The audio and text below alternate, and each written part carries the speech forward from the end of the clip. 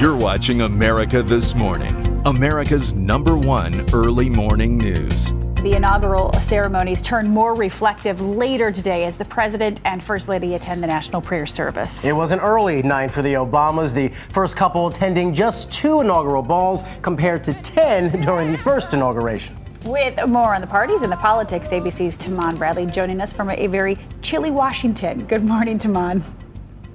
It's very chilly, Paula. Good morning to you. Good morning to you as well, Rob. It's back to work today for President Obama, who presented an aggressive second-term agenda in his inaugural speech. But guys, he might want to sleep in today because he and the First Lady were out late partying.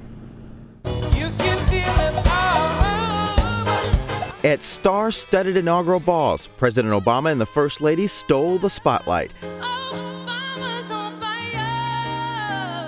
Mrs. Obama stunning in a ruby gown by designer Jason Wu. The couple serenaded by Jennifer Hudson. The inaugural balls capped off a spectacular day of pomp, featuring plenty of music.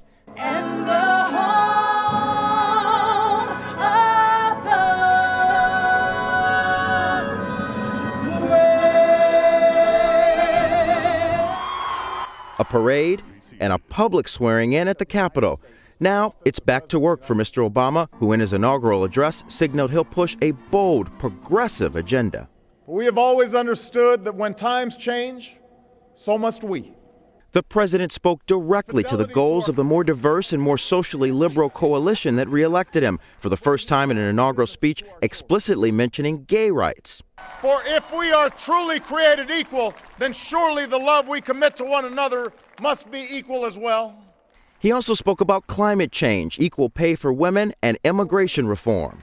Our journey is not complete until we find a better way to welcome the striving, hopeful immigrants who still see America as a land of opportunity.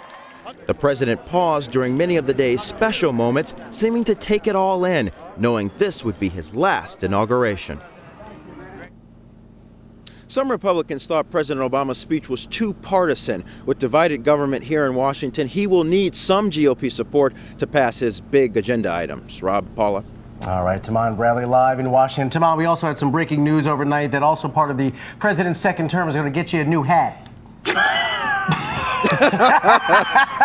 Stop that. I'm joking with you. It's warm, though, okay? That's all that matters. Stay warm, Easy for Tahman. us to say we're here warm in the studio. That's true. He's doing the hard work. Thank you, Tahman. The president really did, did hit a lot of big topics. It seemed more like a State of the Union address than it did at times than a more sweeping, poetic inaugural address. Climate change, immigration reform, equal pay for women, gay rights, which was a first, as Tahman mentioned, gun control. He laid out a litany of things that he would like to do, and as you heard in that piece, really spoke to that younger, much more diverse America that helped him get elected and perhaps signifies a major political shift in the country that's going to affect future national elections. And if he was as direct in this speech, just imagine how much more direct he's going to be in the State of the Union on February 12th. Coming up in a few weeks, in term number 2, let it begin. And stay with us for more live coverage from Washington, coming up, of course, in just a little while on Good Morning America.